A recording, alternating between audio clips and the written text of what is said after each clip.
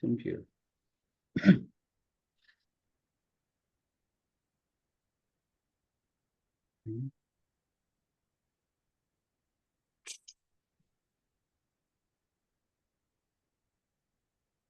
All right, good afternoon, everyone. Welcome back to our Wednesday Parsha class, Torah portion of Lech Lecha, Parsha Pardes. Would like to begin this class by dedicating this class to, for a very special reason. Today is the yahrzeit of Mara, Israel. It's the third yahrzeit. Mira Chana Bas Aaron Yechiel. And Marcy, what's your Hebrew name? Mendel Dina, but because I think they changed it or something. Mendel Dina. Anyway, today is the yahrzeit of Mara, who I knew personally. Passed away 3 years ago on this day, at a young age, very special, beautiful neshama, special young lady, and her parents are enjoying this class as well. So we want to dedicate today's Torah study and this class in particular to the aliyah of her neshama on her yahrzeit. The topic I want to talk about today is an interesting topic, and it's connected to this parsha in a number of ways. And the topic is names. The topic is names. But let's first study a little bit the significance of Jewish names and names in general. Some interesting things. We'll get to names, both practical as well as mystical when it comes to names. So the section of the Torah, which I want to jump to, is towards the end of the Parsha of Lech Lecha, chapter 17. And here we have the following. Chapter 17, verse number 1. I'm not going to do the Rashi on the first pasuk because I want to move forward a little bit. Vayhi Avram ben Tishim Shana v'Teisha Shanim. Avram was 99 years old. Vayera Hashem el Avram. And God revealed himself to Avram. Vayomer Elav, and he said to him, Ani Kel Shakai, I am Kel, God. Shakai is another name of God. Hishalech lefanai, walk in my ways, vehiyeh tamim, and be perfect. The words vehiyeh tamim, be perfect, is a subject unto itself. What exactly does that mean? The word tamim could be translated as perfect. It could also mean simple. Like the third son in the Haggadahs, the Tam, same root. Have a certain simple faith. Perfect faith, perfect simple faith. So that's what Hashem says to Avram. And then he goes on and he says, Ve'etna brisi beini u'beinecha, and I will make my bris, my covenant, between me and you. Ve'arbe oscha b'me'od me'od, and I will make you exceedingly numerous. Says Rashi, ve'etna brisi. What exactly is this covenant? Says the Rashi, bris shel ahava, a covenant of love. Ubris haaretz, and a covenant regarding the land of Israel. Lohirisha lecha, that I will give it to you as an inheritance al yidei mitzvah zu, through this mitzvah. Which mitzvah? The mitzvah we're about to get to is the mitzvah of circumcision. So the mitzvah of circumcision allowed for the covenant to receive the land of Israel. Most people don't associate bris milah with Israel, but Rashi clearly says that's the idea, that God says, I want to make a covenant with you, but I want you to earn it. I don't know if that's the right word. Earn it to a degree, and you earn it through the mitzvah of circumcision. Avram hears this. Vayipal Avram al panav. Avram falls on his face. Vayidaber ito Elokim lemar. And God continues to talk to him and says, verse number 4, Ani hine brisi itach, my covenant again is with you. V'hayisa la'av hamon goyim, you will be a father of a multitude of nations. By the way, one of the interesting points is that we call circumcision a bris, right? I'm going to a bris. A bris doesn't mean circumcision. It's an interesting word. The right word for circumcision would be milah. So you say, I'm going to a milah. The milah happens to be a bris. A bris is a covenant. A bris means a connection. But Shabbos is also called a bris. Tefillin is also called a bris.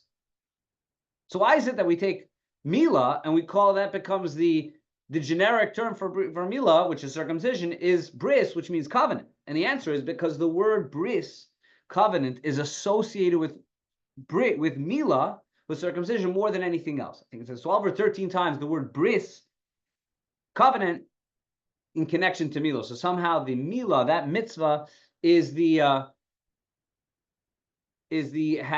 quality of bris, of covenant, more so than even the other things which are called a bris.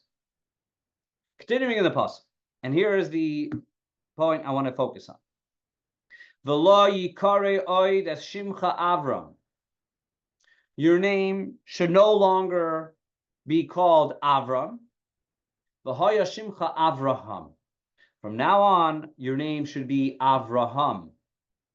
Ki av hamoin goyim nisaticha, because I have made you for as a father of a multitude of nations. And he goes on, one last pasuk. V'hefreisi oischa b'ma'od ma'od.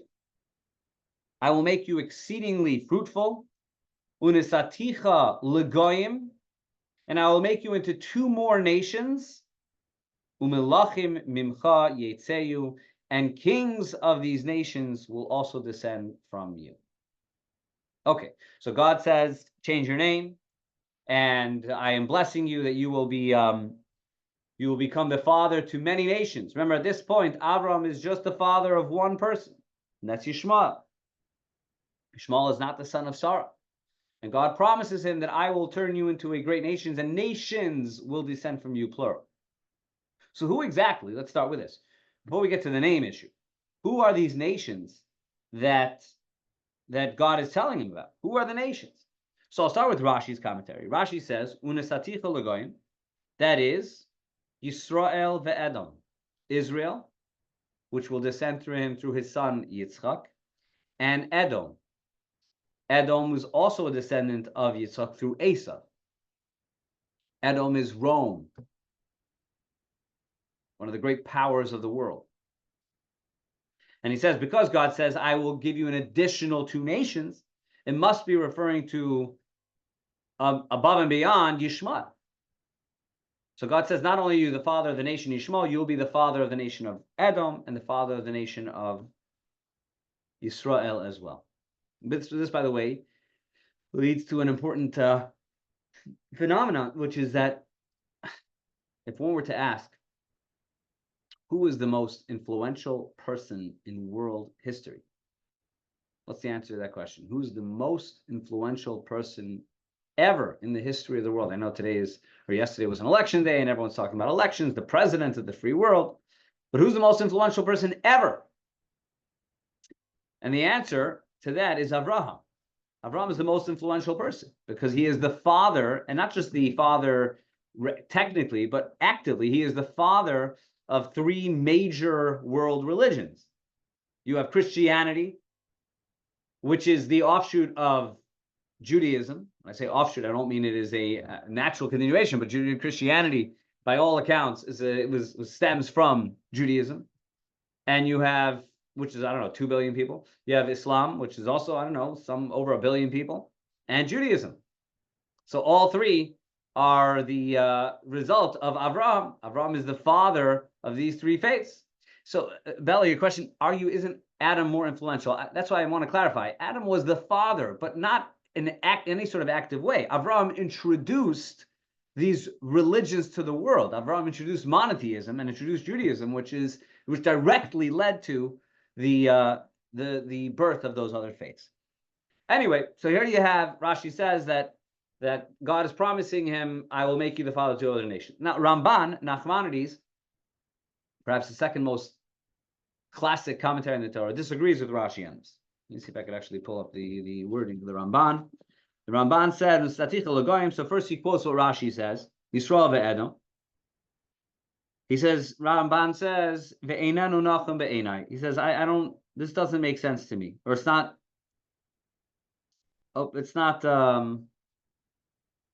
accurate in my eyes. Sheivasrenu be'es bris mila al Esav. It doesn't make sense, as the Ramban, that when Hashem is commanding him about Milah, that at this moment in time he should tell him about Asa, Edom, Rome. It's one thing if he was talking about Yishmael. Well, at least Yishmael was participant in that mitzvah. Yishmael also circumcised himself. Till today, many in the descendants of Yishmael in the Arab world still do circumcision. But Esav, which is Edom, which is Rome, Christianity, they don't do circumcision. So it wouldn't make sense that at this point in time, Hashem would notify him in connection to the Bris Milah about a nation that will descend from him, which doesn't even fulfill that mitzvah and is not connected to that covenant. Rather, says the Ramban, when Hashem promises in I will make for you the nations, he's referring exclusively to the Jewish people. And we find elsewhere, and the Ramban gives examples in the Torah in which the Jewish people themselves are called Amim, Af Chovev Amim, that the Jewish people are on their own called nations, and Goyim and Amim and nations, plural. Even Yaakov is promised that he will still give birth to nations, and all of Yaakov's descendants are Jews. So Ramban says, in his understanding of the pasuk, God's promise is not talking about the Jewish people and Edom, but rather just within the Jewish people alone, God is promising there will be nations among the Jewish people. Now, let's go back a little bit, though. Let's go back and talk a little bit about the idea of names. Because here we have, for the first time, but it's the first of many times, where the significance of a name and God's involvement in a name. We have already in the Torah portion of Bereshis, we already have a discussion on names where where Adam gives a name to all the animals, but doesn't give a name, then eventually gives a name to Chava as well. But here we have divine intervention with the names. And that's significant, because the question is, how divine are our names? How significant are our names? How much does it matter? Well, it seems over here, the only reason, what's the difference? Why does the name even matter? Your name should not be Avram. Who cares? Why is a name important? As the old saying goes, the only reason why you need a name is when your parents have to call you down to dinner. What's the significance of a name? Avram's action is what seems to be what matters, and Sarah's action seems to be what matters. Yet over here we find Hashem saying, no, your name is not Avram, your name is Abraham. And then a little later he says, and your wife is no longer Sarah, she is no longer Sarai, she's going to be Sarah. It just seems to be a name seems to just be a technicality. David, I'll get to your point in a moment, but I want to add one additional point of here. Lest one think that the significance, it really isn't that significant, and God was just kind of saying, we'll change your name, we'll give you a nickname. So one should not make that mistake. In fact, the Gemara says like this, on this pasuk. The Gemara says, Gemara Yerushalmi, Bar Kapara Omer, that a man, one of the great sages named Bar Kapara said, Hakoire la Avraham Avram, someone who chooses, instead of calling him Abraham, calls him Avram, says, our father Avram, Oiver ba'asei, the Gemara says, the Talmud says. A person has violated a positive commandment of the Torah. Because the Torah says, the Torah doesn't just say, your name is now Avram. The pasuk says, V'lo yikare oy l'shimcha Avram. Your name should no longer be called Avram. So therefore, anyone who refers to the father of the Jewish people as Avram is in violation of the Torah. Now, just to clarify, when I'm reading in the Torah, like this week's Parsha, when I'm reading through this story as it happens before his name is changed, so obviously I'm just reading the way the Torah tells me. But afterwards, let's say I say in the Shemona Esrei, in the Amidah prayer, that I say, Avram, the God of Avram and not Avraham. So I have violated an Aseh, because then I'm referring to our forefather, and it has to be named Avraham. Reb Levi takes it even further, and he says one who does so is violating both a positive and a negative commandment, because the pasuk says your name is, and it will not be. So therefore, Reb Levi says, so you see, this is very serious. This name change is so significant. The Talmud says that if you violate it, you violated a commandment because you called him the wrong name. All right, so there's that. Yes, David, go ahead. Oh, Rabbi, I don't know, like that when you make the question, why is it so important the name that we gave to our children? It would be because the whole world is made out of the letters, out of the Lashon HaKodesh. Okay. So it like depends on the name that you give your children. It will be the light that you're gonna bring down to them, or like the blessings and everything. So that's why it's very careful not to shorten names, because it will shorten the lifespan as well. Okay. All right. Very good. Okay. So let's explore that a little bit further. So we start with this halacha. That the halacha says that when God changes the name is absolutely changed. Now, interestingly, in a few parshas from now, we're going to find God changing Yaakov's name as well. That Yaakov, God says, is no longer your name is Yisrael. First the angel says it, then God says it. But there it's different. Even after his name is Yisrael, we still refer to Yaakov as Yaakov. So then he has both names, as opposed to with Avram and Sarah, then once their name is changed, they lose their previous identity. Their previous name is now forbidden to use. But let's talk about the significance of names and why it's significant. And maybe, especially if a person has both a Jewish name and a secular name, maybe we can come to appreciate the difference. That it's not just, well, one's in Hebrew, one's in English, but rather a very, very, really incomparable to compare the Jewish and secular names, which is why I try, to the best of my ability, when I know someone's Jewish name, I try to refer to them with their Jewish name. So let's talk about it. First, and there's a lot to get to. We'll see how much we can. The first I want to get to is a Gemara, which talks about, it's actually a Gemara in Tractate Rosh Hashanah on the beginning of this week's Parsha. And the Gemara says like this. It's quite a fascinating Gemara, a very thought-provoking Gemara, if I may. Amar Rabbi Yitzchak said, there are four things which can tear up or which can change a negative decree in a person. There's four things that can cause things to change. If I feel that for whatever reason I have having bad mazel, something's not going well. So there's four things, says Rabbi Yitzchak, that one can do to change their mazel. I don't use the word luck because luck is not an accurate translation. Luck implies random. Mazel. What are the four things that can affect a person's mazel? Says the Rabbi Yitzchak, the first is tzedakah. You give tzedakah, tzedakah affects your mazel. It can change your mazel. The second is tzedakah.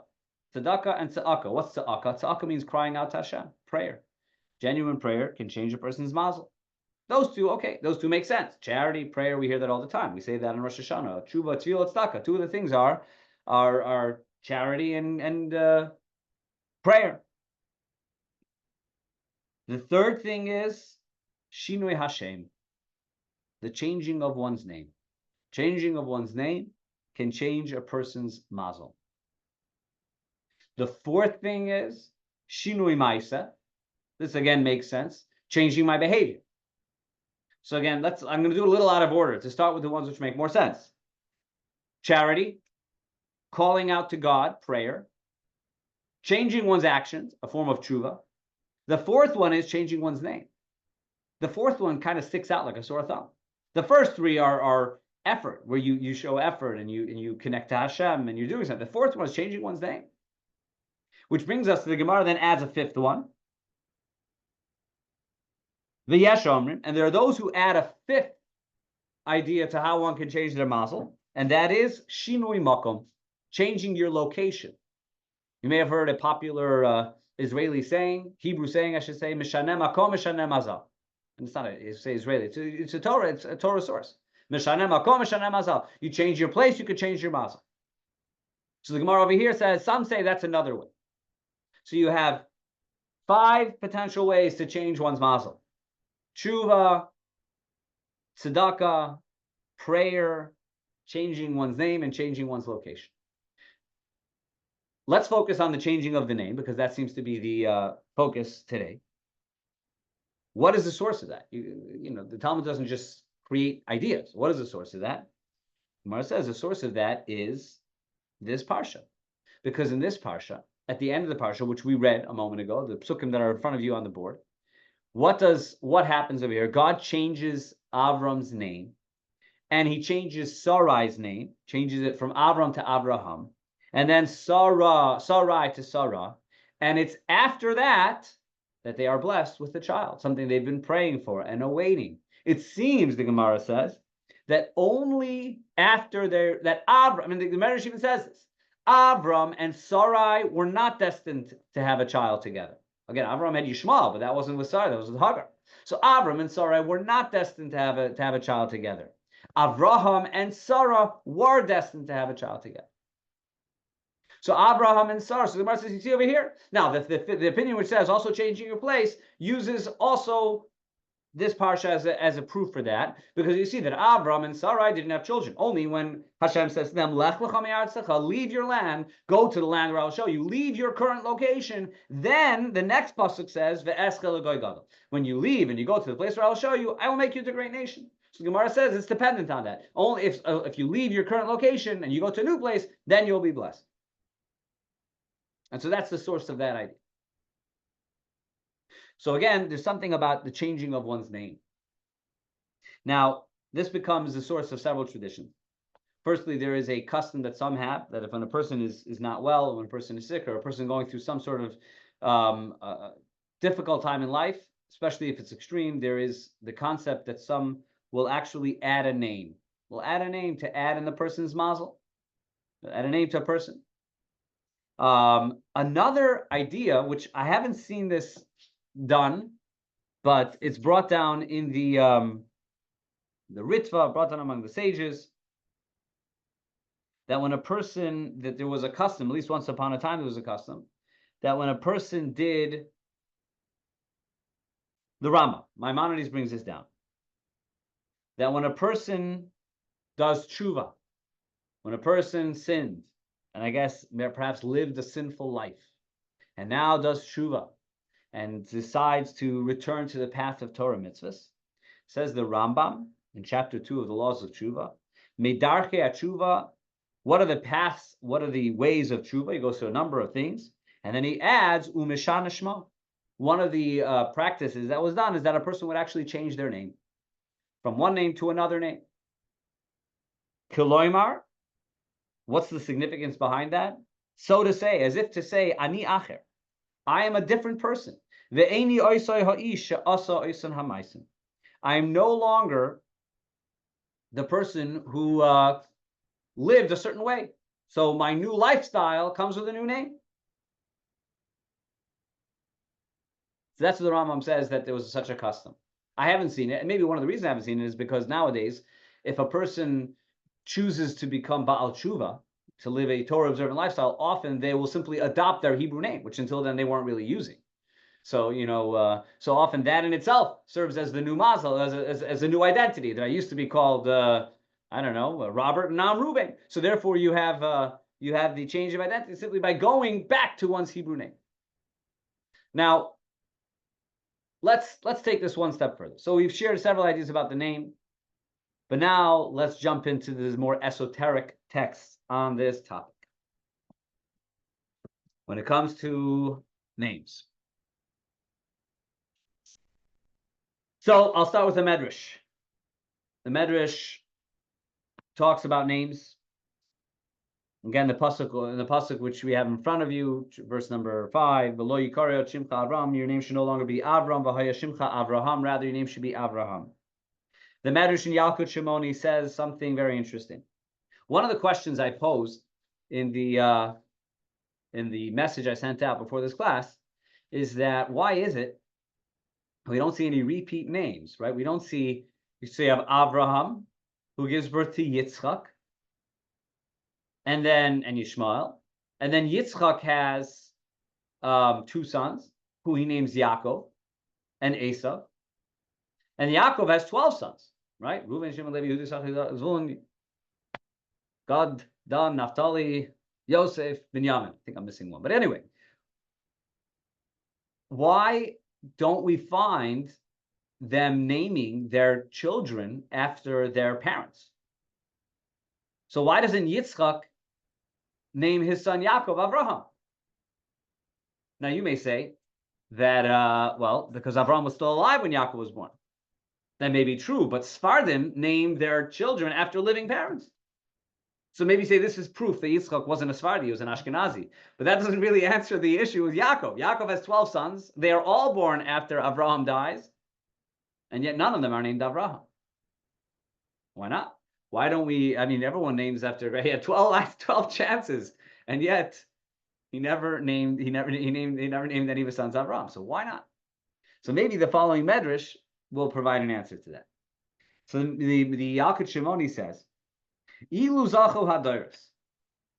Had the generations merited, had all generations merited, Haya HaKadosh Baruch Hu kara shmoisam. God, had we been meritorious, then we would have seen how God would give everyone their names. Just as God called Adam and Chava, or at least called Adam. And we see this later. God refers to Avraham by Shimcha Avraham. Over here, God gave Avraham his name. When it comes to Yitzchak, Vikarasa Shema Yitzchak, God says, I want you to call him Yitzchak. When it comes to Yaakov, he says, Yisrael Yeshemecha. God gives Yaakov his new name, Yisrael. So too with Solomon, Shlomo HaMelech. Yoshia. Different examples in which God gave the name. Says the Medrash, if we would know, if we would be meritorious, then God would give us each our names. Now, the second best to God giving a name is something that our forefathers were able to do, which was to be able to sense the energy of the neshama and give them the name of that neshama. So even though God didn't give it directly, but they had a sense of what the divine light of this neshama was and gave it their name. And that explains the 12 tribes, which, by the way, were named by the mothers, not by Yaakov, really. But they were able to sense that this had the energy of Reuven, and the pasuk explains why. And this one has Shimon, and this one's Levi, each one with its explanation. So the ideal is that I see the name of the neshama, just like Adam was able to sense the names of the souls of every animal, and then give the name of Chava. So too, they were able to sense. It's second best to God giving the name is to be able to see or sense a divine name. And that's why he didn't name any of them Avraham, because they had their own unique names. They had their own unique divine energy. However, we who don't see that, we who don't have the ability to perhaps sense the energy of the neshama of our children, maybe some people do, but we who don't, the Medrash continues, Medrash Talpios, on a different pasuk, the pasuk in Devarim. Says the Medrash, La'olam yivdok adam b'shemois. A person should be careful when choosing names to call a person by a name connected to a tzaddik. Connected to a tzaddik. So we know the names of tzaddikim, of righteous people. It could be a name of someone who we, in the Torah, Avram, Yitzchak, Yaakov, Shmuel, Chana, Miriam, these are all names. Or it could be a family member who we know is righteous. But it's important to look for righteousness in the names we give, because the name has an impact on the person, because there's a divinity associated with the name. There's a joke you may have heard about the two parents who come to the rabbi and they say, we've got a challenge. He says, what's the challenge? He says, well, we just gave birth to a baby boy. The bris is in a few days. And we're trying to figure out what to name him. So the husband speaks first. He says, I want to name him Moshe. My father's name was Moshe. Then the wife speaks up and she says, but his father was a no-goodnik, a troublemaker. I don't want to name my son after his father. I'd rather name him after my father, who was righteous. And the rabbi says to her, what was your father's name? And she says, my father's name was Moshe. They're both Moshe. So the rabbi says, here's what you should do. You should name him Moshe. And then in about 15 years, you'll know who he's named after. So you have this idea of Shema, that a name has divine power. And therefore we look for righteousness, righteous people to name after.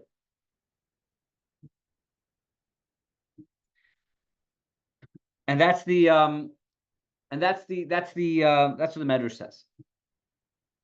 But now I want to take a little bit of a turn on this and go move on from Medrash to the Zohar. Or I should say, not the Zohar, mystical commentaries, yeah. Continuing on the topic of a name, in the Sefer, in the book of one of the books written by the Or HaChaim. The Or HaChaim was one of the mystics, one of the more mystical commentaries on the Torah. If you take my classes, you'll know that I often quote from the Orach Chaim. The Orach Chaim, who shares more mystically, he gives the following idea, which is very profound. He says the truth is, God does give everyone their name. The Medrash seems to say if we were lucky, God would give us our names. The Orach Chaim says no, God gives everyone their names. Your name, your Hebrew name, is the name that God gave you. And then God inspires the parents to give that name that God already chose for the neshama. That's what Orach Chaim says. Your name is the name that God gave you. God assists your parents or parent, whoever it is that chose your name, to direct them. They think that they're choosing a name. God says, the name's been chosen. I gave them the name. And now I'm letting you activate the name that I gave. And finally, one final idea, which I just learned today about the idea of a name. And this comes from the Arizal. The Arizal is perhaps the most famous Kabbalist of the last 1,000 years. Here's what the Arizal says. In his Sefer Sha'ar HaGilgulim, Arizal wrote about the most esoteric, abstract ideas within Judaism. And this is a whole section he writes about reincarnation, which is another fascinating area. But he writes about reincarnation. And part of the idea of the reincarnation is that a soul has to return to this earth to correct a previous wrongdoing. A wrongdoing, I should say, in a previous lifetime. So the Arizal says that the truth is, every single person has two names. We're not talking about their two names. If your name is, I don't know, my name is Shneur Silberberg, that's not what he means. Nor does he mean the fact that he may have a Hebrew name and a secular name. That's not what he means. He says, following up on the idea of the Orach Chaim, it's not literally following up because Arizal preceded Orach Chaim, but following up on that idea, he says there is a name, Yesh Shem Kavua Mitzad Neshama HaKadosha. There is a name that has been established for your neshama, for your soul, which is your Hebrew name. V'hu Hashem Shekarim Lo Avi V'Imoi Be'ez Shanol. That's the name that your parents refer to you when you are born. And then he adds, that's your godly soul. Every person has an animal soul or a Yetzer Hara as well. And he says the truth is,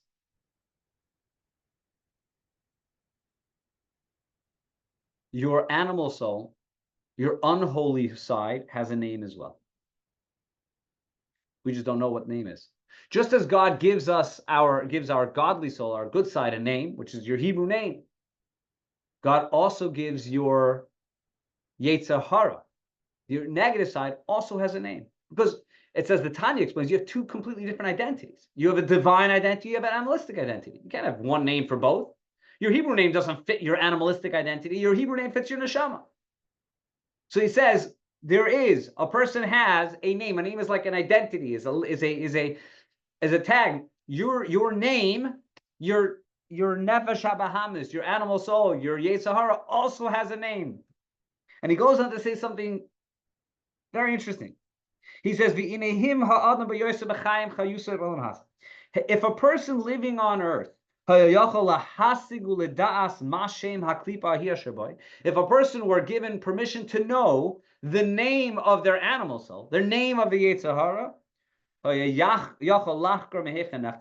they would give you clarity. You'd be able to do research and know where the negative side within me comes from. Then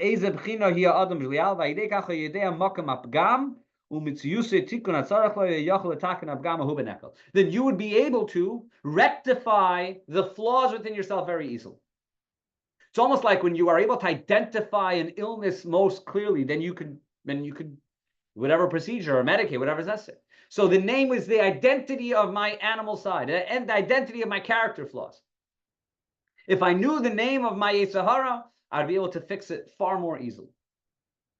That information is not given to us. We're given the name of our neshama that were given to us. Our parents they give it to us. It's God's name for us. The name of our nefesh habahamis, we don't know. And because we don't know, that makes our work a little bit harder when we have to fix ourselves in this world, because we don't have clarity of what is the source of my flaw, my character flaws. We have to work on ourselves. We have to work. We have to toil. Says the Arizal, everyone actually has two names. Your neshama has a name, and your nefesh bahamis and your animal soul has a name too.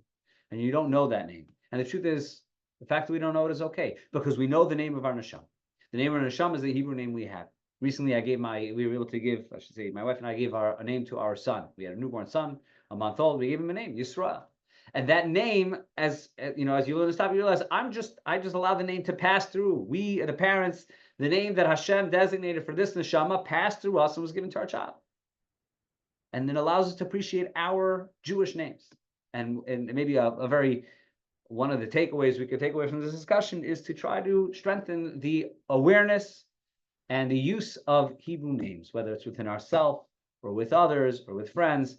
And even if it's a tiny bit awkward at first to refer to some other Hebrew name, it actually becomes something precious. People who I know, who I call them by their Hebrew name, everyone else calls them by their secular name. But they know that I refer to them by the Hebrew name, and it creates a certain bond, a holy bond. It's not just a gimmick. It's because you're calling them not by just their Hebrew name, but as we said today, you're calling them by the name that God gave them, as opposed to a random secular name, which was just randomly chosen. All right, we'll stop here on this session of names. Thank you, everyone, for joining and the recording. Thank you all, and God willing, we will continue this class next week.